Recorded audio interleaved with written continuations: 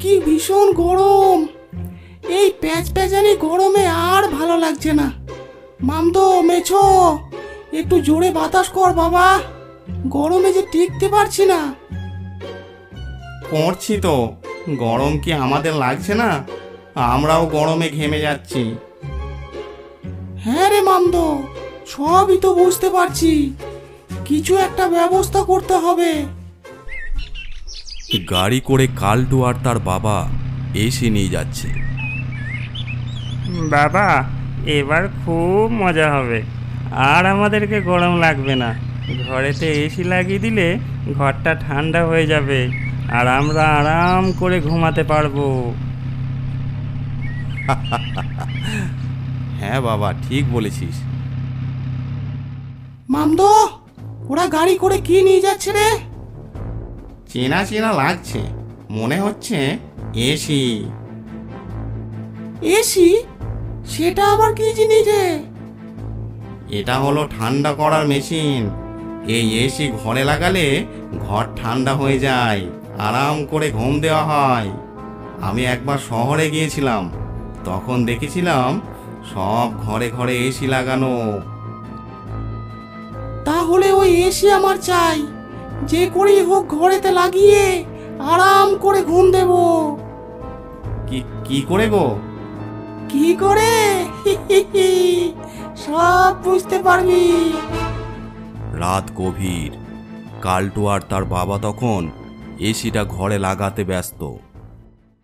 আহ বাবা, এবার কি সুন্দর ঠান্ডা লাগছে, কি মজা, আর আমাদেরকে গরম লাগবে না। চলো এবার শুয়ে পড়ি, আমার তো ঘুম চলে এসেছে। এখন গভীর রাত, এই সময় সবাই গভীর ঘুমে তলিয়ে গেছে। এই সুযোগ, চল ওদের বাড়ি থেকে এসিটা চুরি করে নিয়ে আসি।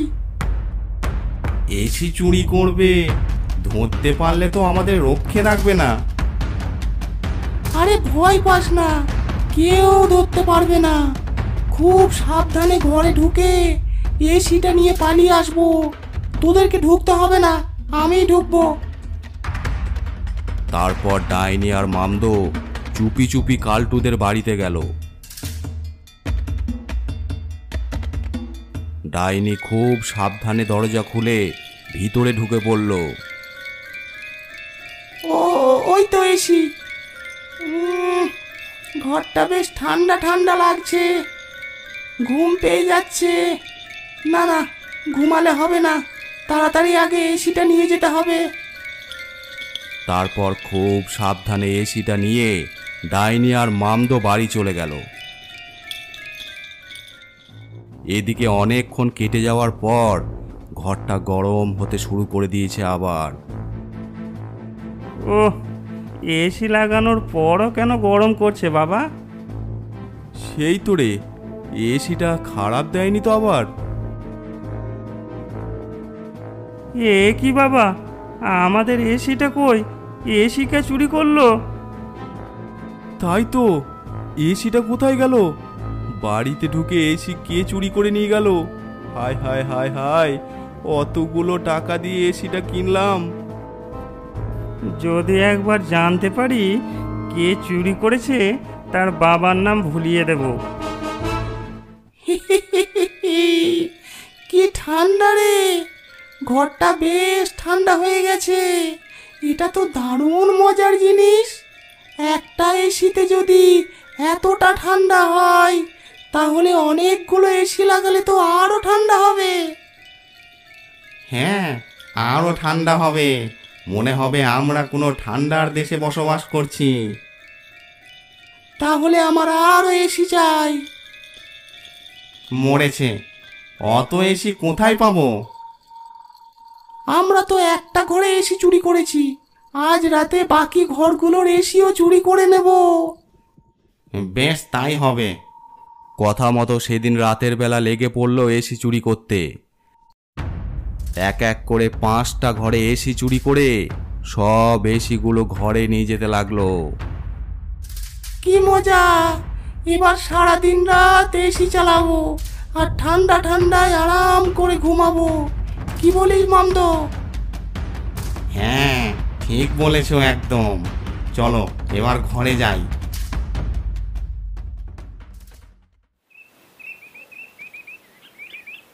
এবার সত্যি হলো তো?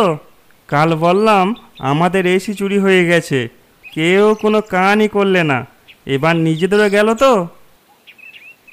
সেই তোরে কালটু, আজ রাতে 5টা এসি চুরি হয়েছে। কে করছে কিছুই তো বুঝতে পারছি না। ঘরে আরও জিনিস থাকতে শুধু এসি কেনই চুরি করছে? এত গরমে এবার কি করা যায় বলতো? দেখি পুলিশকে গিয়ে একবার খবর দিয়ে আসি। সবাই চলে গেল। কালটু নন্টুকে বলল, বুঝলি নন্তু, আমার মনে হয় এসব পুলিশে কিছুই করতে পারবে না।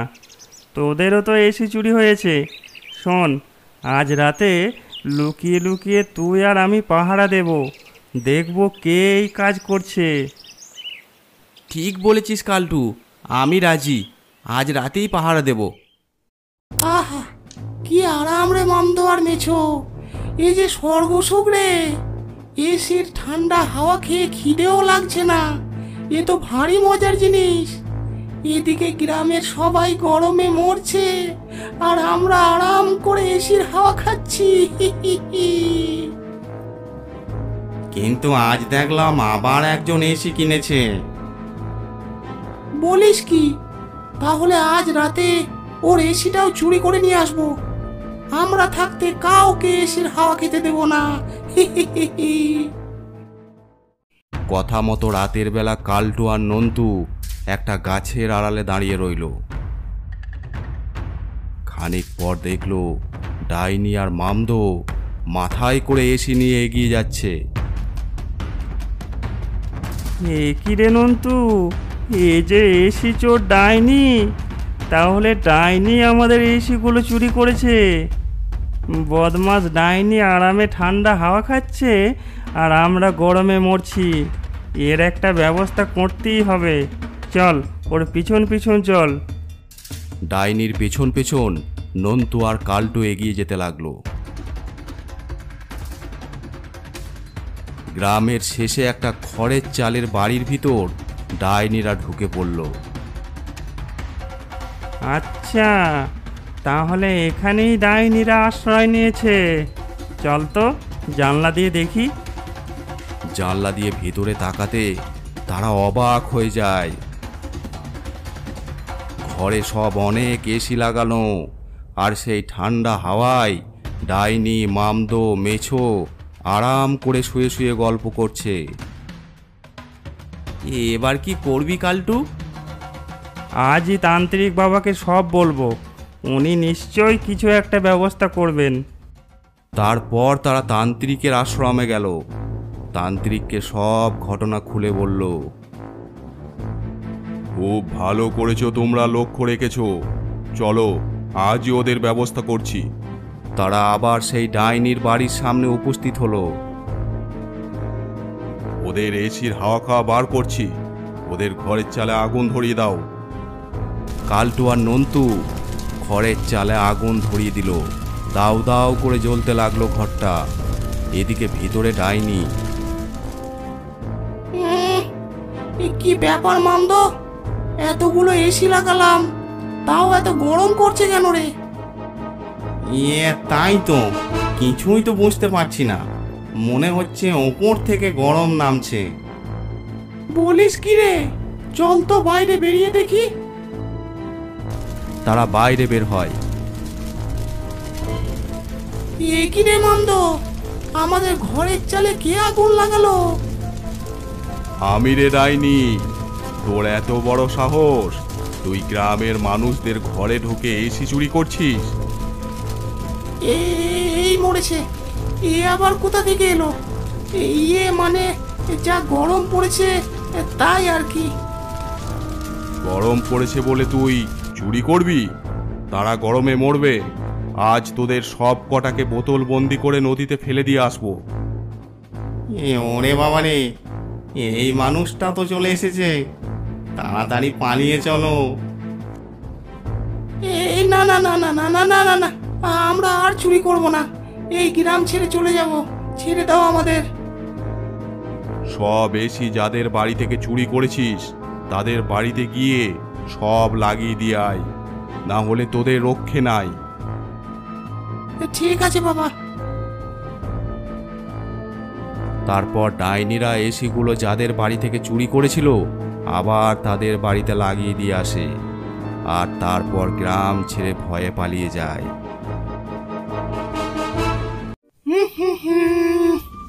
আহ, এই তাল গাছের শেষ তালটাও খাওয়া হয়ে গেল।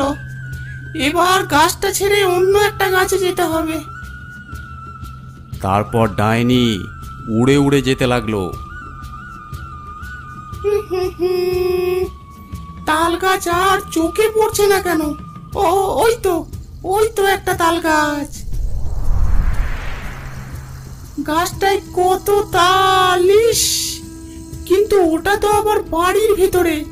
তা হোক গে, আমি তো শুধু তাল খাবো। তারপর ডাইনি ওই তাল গাছে গিয়ে আশ্রয় নিল আর মজা করে তাল খেতে লাগলো।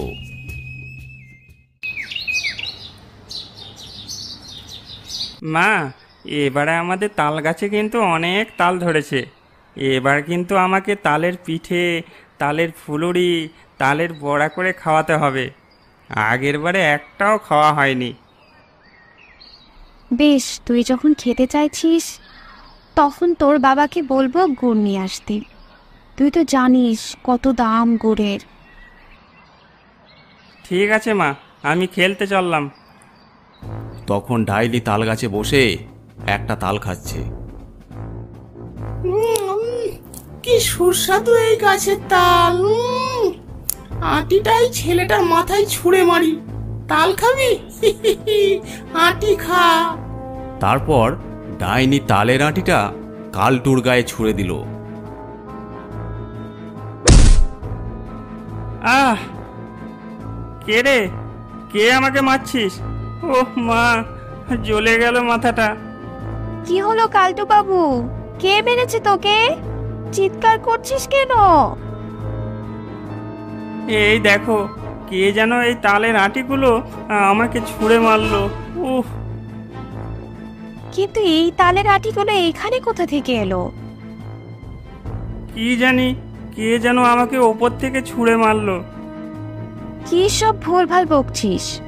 উপর থেকে আবার কে তোকে আটি ছুঁড়ে মারবে? আয় ভিতরে আয়, মাথায় জল দিয়ে দিই। তারপর ঘরের ভিতর ঢুকে পড়ল। কেমন মজা!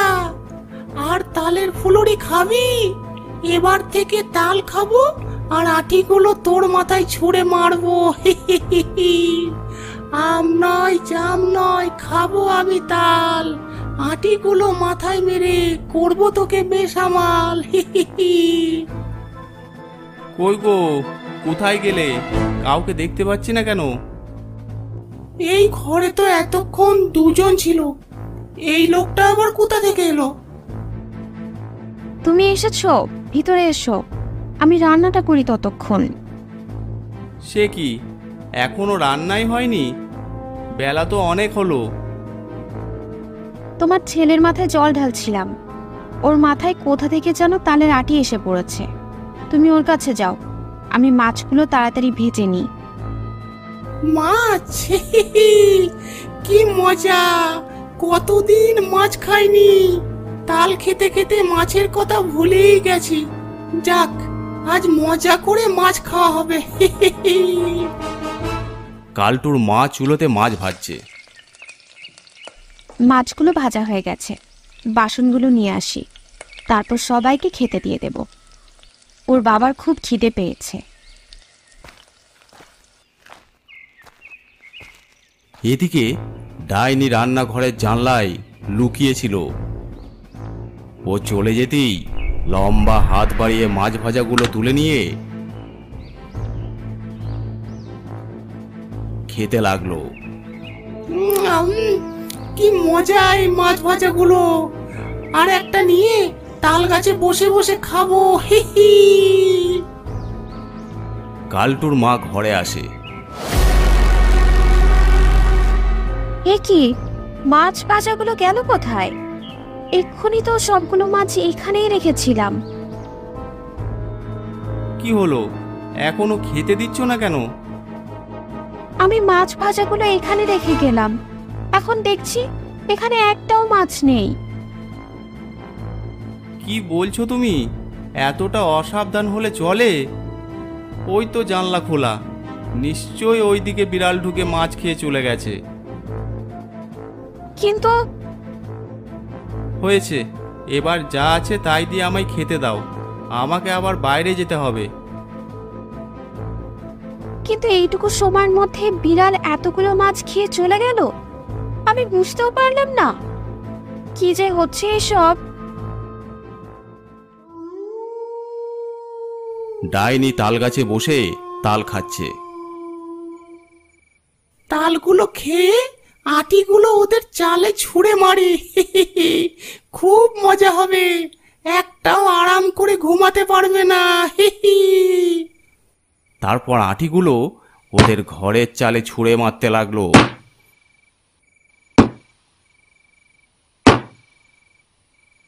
এত রাতে টিনের ওপর কিসের শব্দ? উফ, কান ব্যথা হয়ে যাচ্ছে। তাই তো দেখছি, আজ সারাদিন কি সব হচ্ছে বুঝতে পারছি না। তার বাবা দরজা খুলে বাইরে বের হলো, দেখে উঠোনের ওপর তালের আটিগুলো সব পড়ে আছে। এ কি, এত তালের আটি কোথা থেকে এলো? তাহলে কি গাছে কোনো চোর উঠলো নাকি বাদুড়? কাল সকালে গাছ থেকে সব তাল পেড়ে ফেলবো, এখন বরং ঘুমিয়ে পড়ি। বললেই হলো তাল কেটে ফেলবে? আয় গাছে, তোদের ঘাড় মটকে দেবো।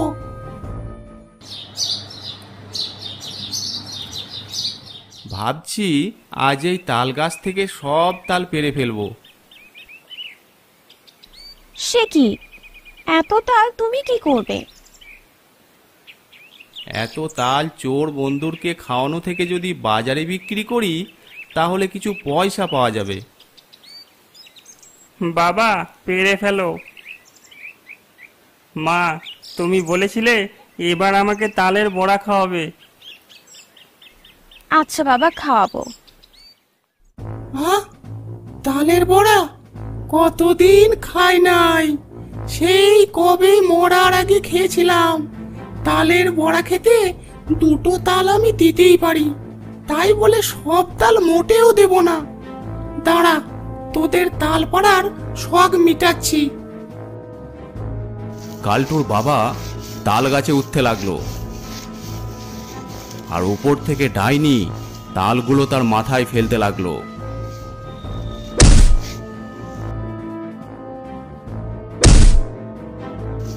ওরে বাবারে, ওরে বাবারে, মরে গেলাম, মরে গেলাম। কি হলো? উপর থেকে দুটো তাল কি করে পড়লো? ওপর থেকে তালগুলো কে ফেললো সেটাই তো বুঝতে পারলাম না। কাল আমার মাথাতে কে যেন এইভাবে তালের আঁটি ছুঁড়ে মেরেছিল। তোমাকে আর তাল পাড়তে হবে না, শেষে একটা বিপদ হয়ে যাবে। চলো ভিতরে চলো। কালটুর মা রান্নাঘরে তালের বড়া করতে লাগলো।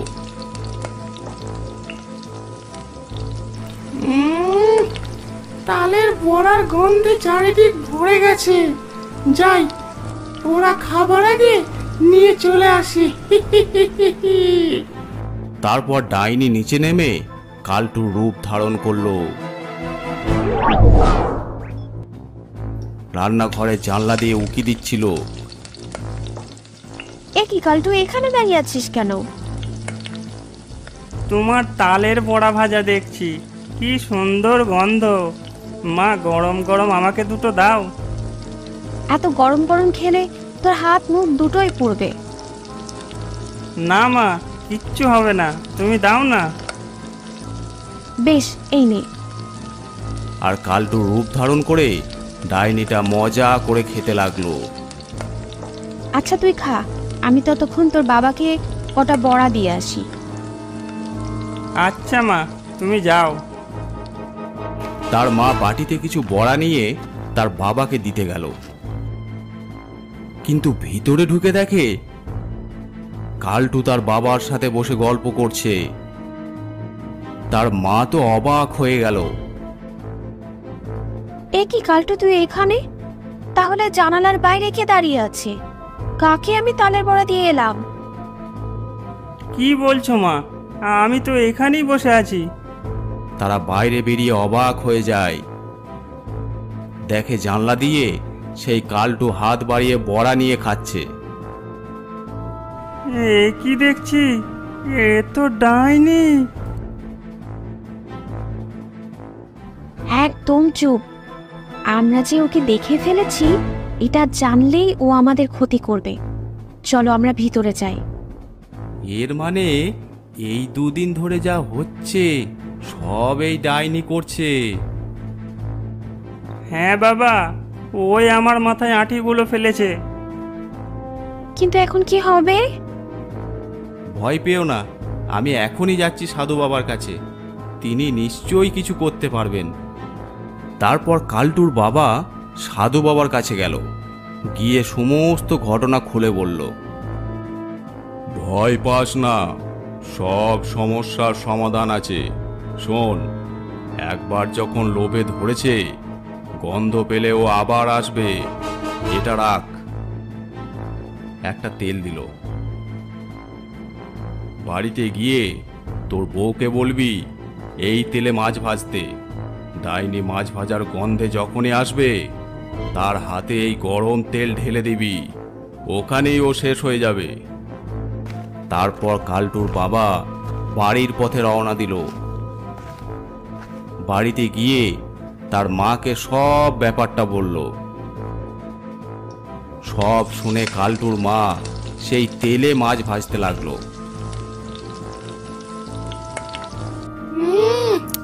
আবার মাছ ভাজার গন্ধ আসছে। যাই যাই, তাড়াতাড়ি খেয়ে আসি। মাছগুলো সব তাজা তাজা, খাবো আমি মাছ ভাজা। হি হি। তারপর ডাইনি নিচে নেমে কালটুর রূপ ধারণ করলো। জানলার কাছে গিয়ে বলল, মা, আমাকে একটা মাছ ভাজা দাও না। হ্যাঁ বাবা, দিচ্ছি, এই নে। হাতা করে গরম তেল নিয়ে ওর হাতে দিয়ে দিল। ওরে বাবারে, মরে গেলাম রে, জ্বলে গেল সব। বাবারে, মরে গেলাম মরে গেলাম, এ কি হলো আমার সাথে? ওরে বাবারে, ওরে বাবারে, জ্বলে গেল। তারপর সে মিলিয়ে গেল। কি মজা! আর এই ডাইনি আমাদেরকে জ্বালাবে না, কি মজা! তারপর তারা সুখে বসবাস করতে লাগলো।